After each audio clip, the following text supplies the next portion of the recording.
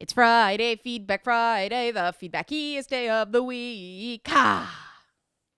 It's a happy Feedback Friday. Yes, it is. Why is it a happy Feedback Friday? Because we did a video on feminism this week, and people didn't completely freak out. This always makes me happy. It always makes me happy when we can have a grown-up discussion about things. And yeah, there are some idiots in the comment section. I don't expect complete agreement, but I only got half the dislikes of on the first wave feminism, like 23 dislikes that it's sitting at now. The thing I did about Richard Dawkins, where it was a very middle of the road response, and I didn't criticize him. I just was like, why is this such a big deal? That got 50 dislikes, and more people saw the Gamer's Guide to First Wave Feminism video. So that's very good. This is something that's sort of a challenge on YouTube, is trying to find those sort of current event type things that will engage people, but not relying on them too often, because you tend to get the, I don't like calling people haters unless they actually are just spewing vile, but sort of the neggers, as I call them, because it's such a current thing and because it's so timely and opinions are like assholes. Everybody's got one. I swear some people, have more than one, but it does tend to bring out that sort of divisive quality of the internet when you do something involving a specific person or sort of a news item. So I tend to expect more dislikes when I tackle something like that. I don't want to shy away from them completely, though, because it does bring in new people who will find it in a search and sort of go, oh, this seems reasonable, I'm going to subscribe. Because sometimes people subscribe just because you're being yelled at by the right people. This sounds very strange, but it's a reality I found on YouTube. You have to be contentious enough on YouTube to get people paying attention to you. It's frustrating because that's going to bring, it's going to bring the drama, it's going to bring the noise, but you have to do it or you toil in obscurity. And YouTube is one of those platforms where it's so time consuming. Just the upload process and the filling out the comments and the doing the tags, especially since the autocomplete on the tags is broken now. And not just for me, for quite a few people. But it's so time consuming just to do that if a healthy number of people aren't watching, then there's little to no point in uploading the content. It takes a lot more time to do something on YouTube than to do an article, like a written article, just because of the post-production and the uploading on it. But an interesting point came up on the Gamer's Guide to First Wave Feminism piece. Like I said, overall, very well received. Over 250 likes as I'm recording this. And I'm recording this a day early, just so you guys know, because I have been letting certain personal things really decay. Things like haircuts and physiotherapy. I've really let them slack because I've been so busy with work, and I am feeling it now. My arms and wrists are killing me. Those of you who listen, I've mentioned sort of the ongoing issues I have with my hands and arms, but I've really been neglecting it, so I'm finally going back to sort of take care of things, take care of business in a more grown-up way. So I'm doing that on Thursday, so I'm recording this on Wednesday, so I have time to do that. Because after I go for these appointments, I am done. They're painful. Physiotherapy is not fun, right? So I'm planning ahead so that I can kind of be bleh on Thursday and still have the content for you guys. But somebody challenged me on my comment, and I realized retroactively, yes, the way I worded it, because I worded it for sort of a punchline, it could be open to misinterpretation. And so it led to sort of an interesting point that indirectly proved my point. And that's why I want to sort of talk about this. Because, yeah, okay, I can see how the comment as phrased, because I was trying to make it entertaining, was less clear than if we were taking a strictly academic approach. But strictly academic approaches are boring as stale toast. So I'm not going to start doing that. If you want an academic treatise on something, read a paper, don't watch a YouTube video. Like, it's the wrong medium. But the comment was, the Bible was not just written by men, it was written for men. And that's why you see all this stuff about men lying with men, but nothing about women lying with women. And I realized that I deliberately didn't use the word prohibition. And that's sort of where the confusion came through. And someone brought up Romans 126, 127 to me. And I want to take a look at that with you guys today because it's interesting and it's a great way of showing the point I was making in this video that men are more likely to be seen as guilty of, criminal behavior, criminal breaches, ethical, moral, rational, bad choices, where women are seen as being unable to help themselves, driven by these sort of moral character defects, this inner weakness. And this is a shining example of it. So I'll show you the original men lying with men thing. It's Leviticus 18:22.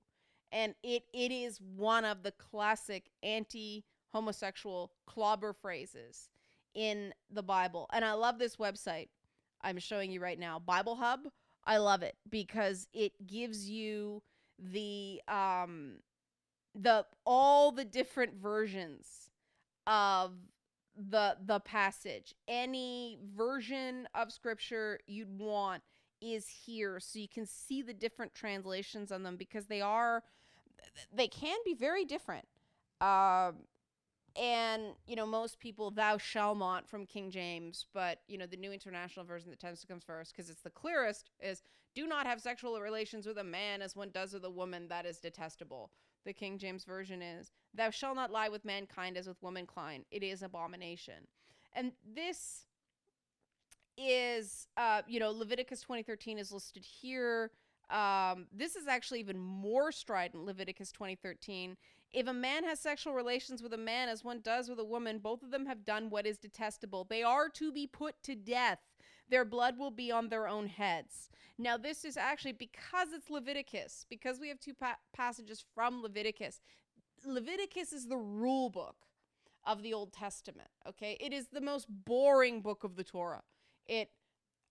Unless you are actually interested in religion and you want to see what these things are, the bulk of the 613 commandments in Judaism are in Leviticus, and they're about what garments, like what fabrics you can wear and what bugs you can eat. It's a bunch of stuff that people just don't follow in this day and age because it's not really relevant. It was all these very tribal practices that we're transferring over from a nature deist culture to ethical monotheism.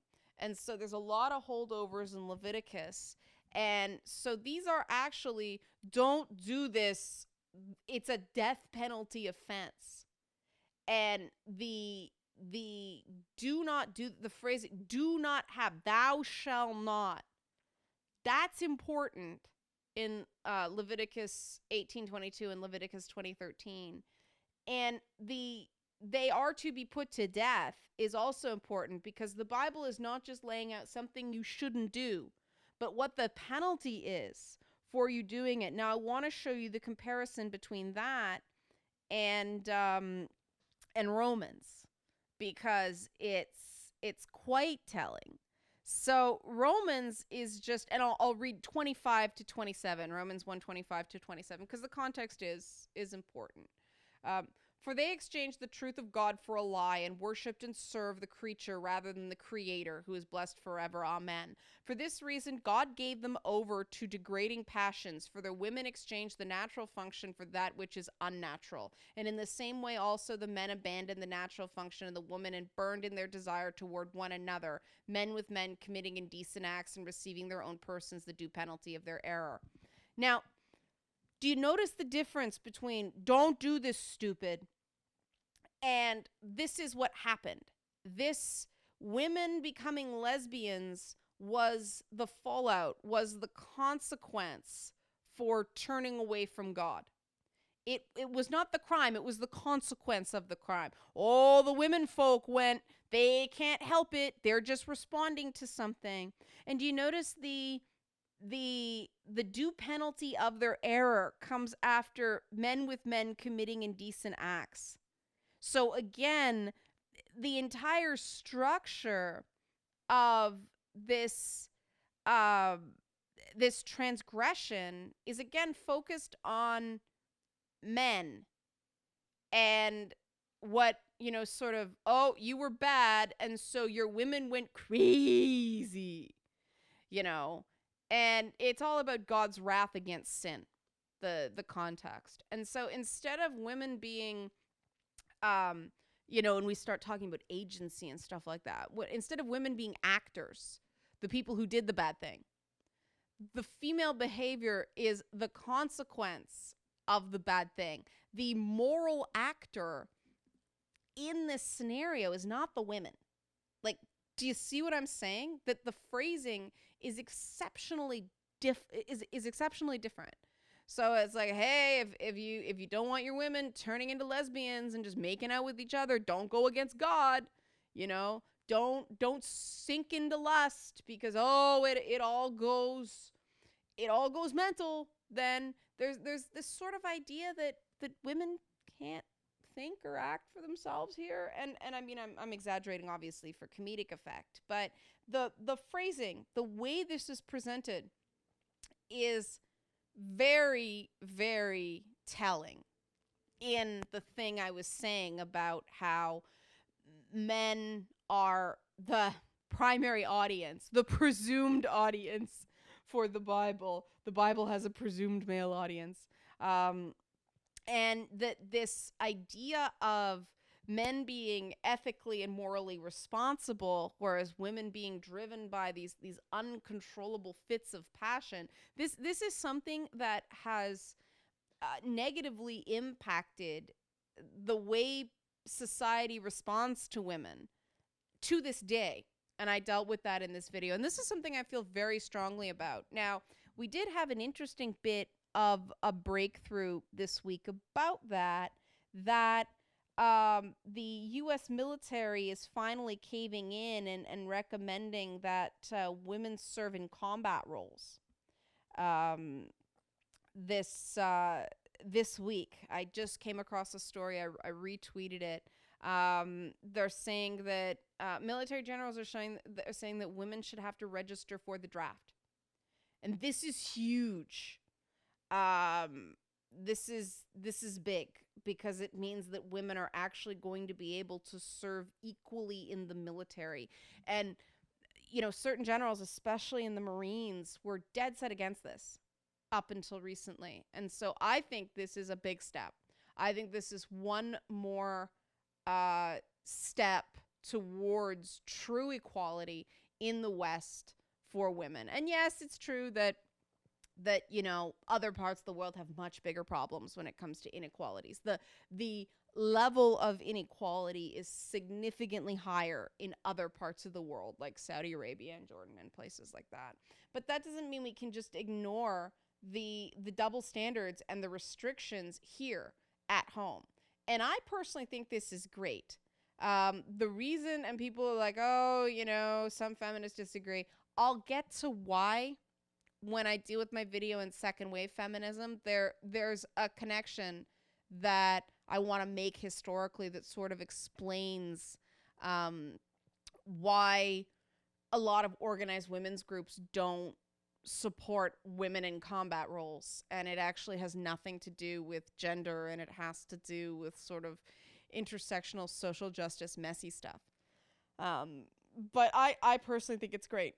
I think it's great that women are getting this extra step because it's going to take away that, I call it the men fight, women fuck dichotomy. Women are temptresses. Women are the support classes in an armed conflict. They're not out there fighting on the front lines. And this changes how women are perceived and men are perceived in society. So I think this is an amazing, major, great step. And I'm actually more interested, because I don't understand the reactions as much, of how men's groups are going to respond to this. Because I know this was a big men's rights activist complaint that men were seen as disposable and therefore subject to the draft and women weren't. So I think this is a pivotal moment for the men's rights movement as well, because we're going to see whether this is in fact something they cheer as progress, or whether they're going to, I love this term, throw a Trumper tantrum and find a way to make this a bad thing. Because, you know, the concern, because of the origin of the men's rights movement and all that stuff, is that it's a way to poke at feminism and not actually advocating for the rights of men.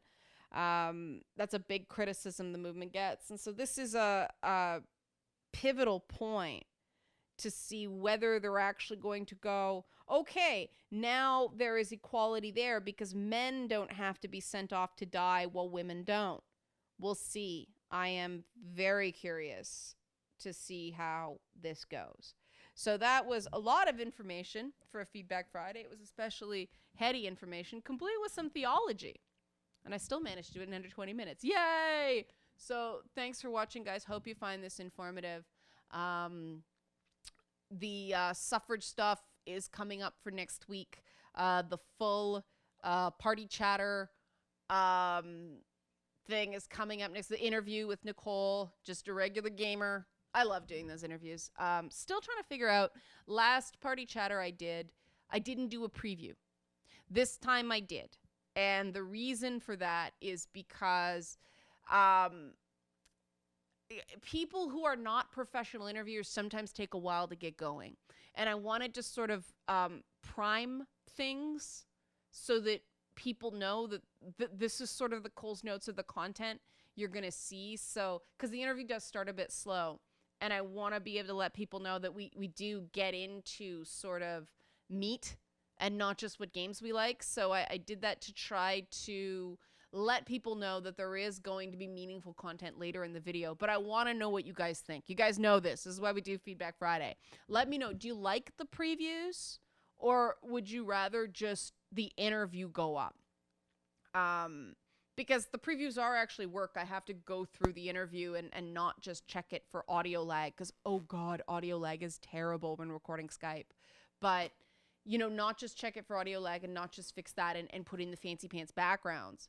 But yeah, I have to cut and do a whole bunch of editing, and it actually is work. And the counts are much lower than the interviews themselves. Now, I can't increase the rate of the interviews because it all comes down to where people are ready. But I'm curious, do you like the previews? The thinking behind them is if people just want a bite-sized chunk, they don't have to watch a full 1 hour interview or a 50-minute interview, you know, because they do tend to stretch around 45 to 60 minutes. But let me know what you think. Also, let me know what you think, because this is something we're working on in developing Party Chatter. What the prerequisites should be for someone being interviewed. Right now we're sort of aiming for not just, you know, diversity in terms of identity politics, but also people who play different sorts of games. I don't want all MMO players because they tend to have the same opinions. Part of the reason we went with, Red Morgan first and then Nicole second is their types of games they play intersect, but they're not the same. And so I'm trying to get different voices who like different things. And personally, that is somewhat more important to me at the end of the day than making sure we have sort of these physical demographics represented. Now, that being said, I think that different types of people are going to like different types of games. So I'm trying to figure out what a practical way of a nominations process is. Is this a Patreon perk? Like, are patrons going to be able to nominate people for Party Chatter? Should I do a form that, you know, keeping in mind that anytime you put out a form or any sort of feedback thing, it's open for trolls and spammers, and we all know that has been an issue for a couple months running now. It's toning down now, but that's part of the reason I don't want to wave an obvious red flag. But let me know what you think. This is Feedback Friday. This is about your feedback and what you guys think and responding to that. So please leave a comment, or even better, join the Facebook conversation. I'm really trying to build the Facebook fan page just because it matters, unfortunately, as much as I don't like the page's format. It's a one-stop shop for all my content. So, we put the escapist stuff on there, and we put the Metal Eater stuff, which I need to get back to doing. I haven't done Metal Eater stuff other than a game review in quite some time. Just because I've been so busy with other stuff. It's a one-stop place. If I do a one-off or a newspaper or something like that, or I do an interview or something like that, it all goes there. So that is the best sort of hub. As much as Facebook is, it can be special in some ways, and I don't like the way it spies on you every second you're there, but it is still the dominant social media platform other than email. And so that it is what it is. We can't fight it. But that's the state of things for the week. Have a great weekend. I'm going to stay off Twitter because weekends on Twitter are crazy. And I'll check back in with you guys from Mountain Monday. Have a great weekend.